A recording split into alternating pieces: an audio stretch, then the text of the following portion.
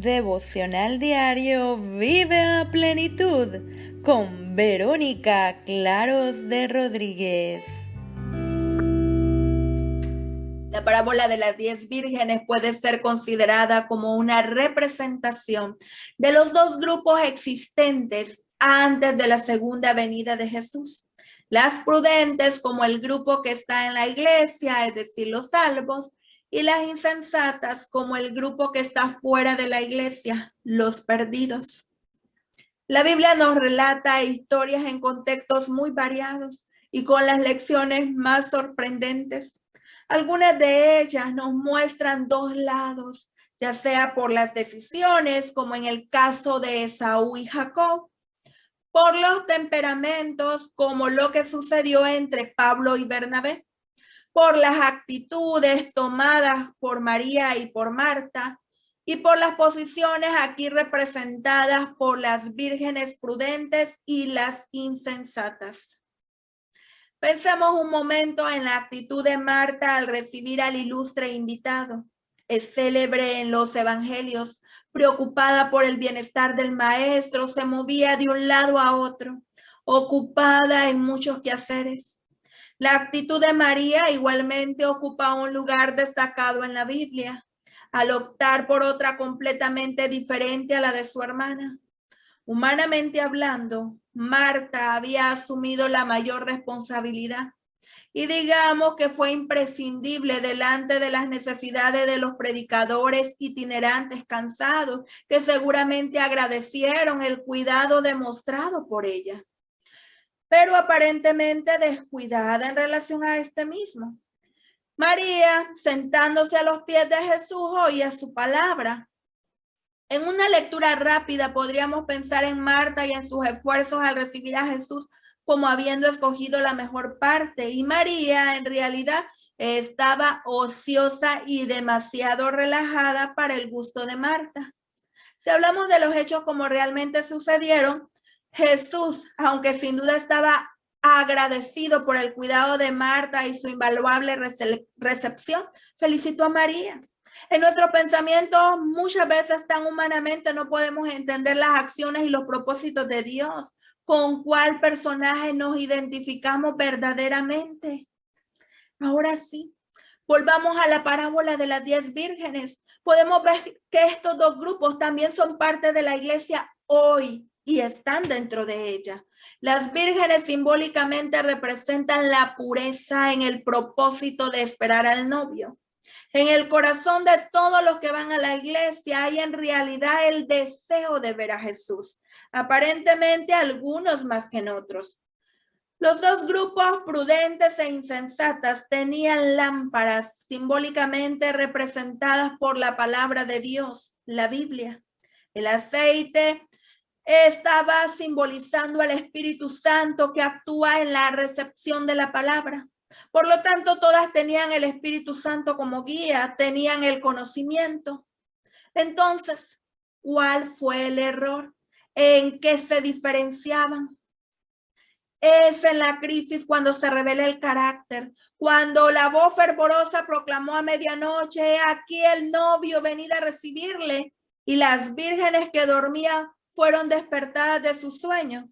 Se vio quién había hecho la preparación para el acontecimiento. Ambas clases fueron tomadas desprevenidas, pero una estaba preparada para la emergencia y la otra fue hallada sin preparación. Así es también hoy en día. Una calamidad repentina e inesperada, algo que nos pone cara a cara con la muerte, demostrará que uno tiene verdadera fe en las promesas de Dios. Mostrará que el alma sostenida por la gracia, la gran prueba final, viene para la terminación del tiempo de la gracia, cuando será demasiado tarde para que la necesidad del alma sea suplida.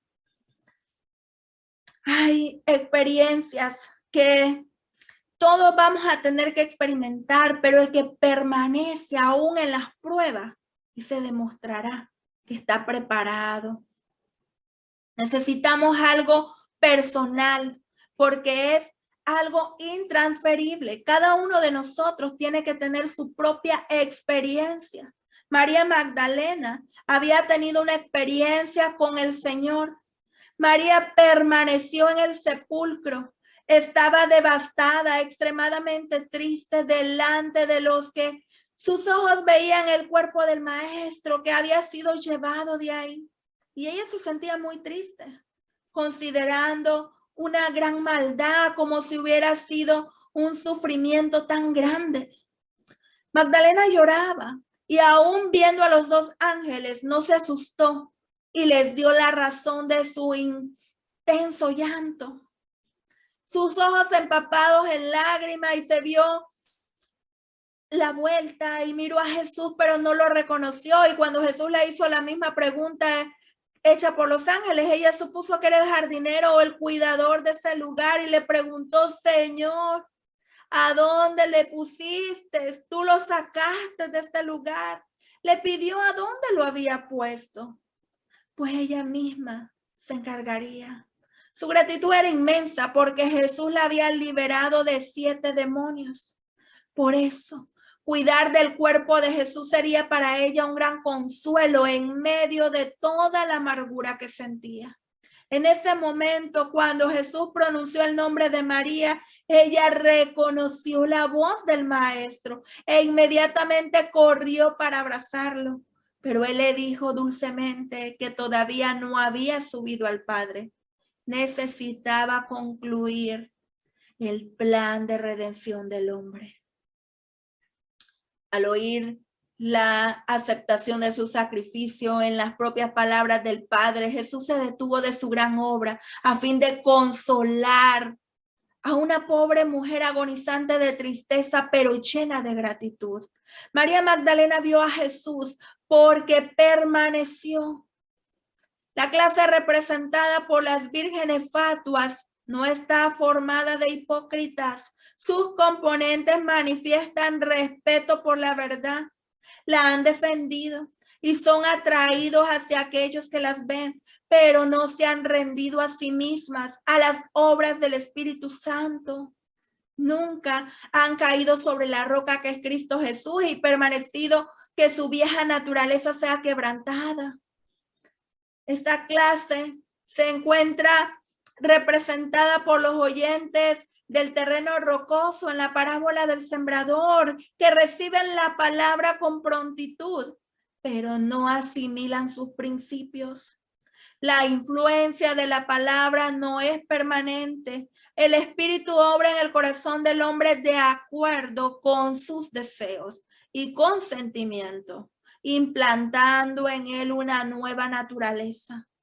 Pero las personas representadas por las vírgenes fatuas son contentadas con una obra superficial. No conocen a Dios, no han estudiado su carácter, no han mantenido comunión con Él. Por lo tanto, no saben cómo confiar en Él, cómo mirarlo y cómo vivir. Su servicio a Dios le genera un formulismo. Las 10 vírgenes querían ver al novio y ese es nuestro deseo hoy. Juan capítulo 15, versículo 5 dice en parábolas de Jesús: yo soy la vid, vosotros los pámpanos, el que permanece en mí y yo en él, ese lleva mucho fruto, porque separado de mí, nada podéis hacer. Así que permanezcamos pues en Jesús, firmes en la bendita esperanza de verlo pronto. Te invito a orar conmigo. Amado Padre, te pido perdón, Señor. He caído en formalismos y superficialidad. Perdóname, Padre, y ayúdame a esperar con confianza la venida de mi amado Jesús. Prepárame para ese encuentro glorioso. Quiero permanecer en ti y hacer tu voluntad. En el nombre de Jesús. Amén.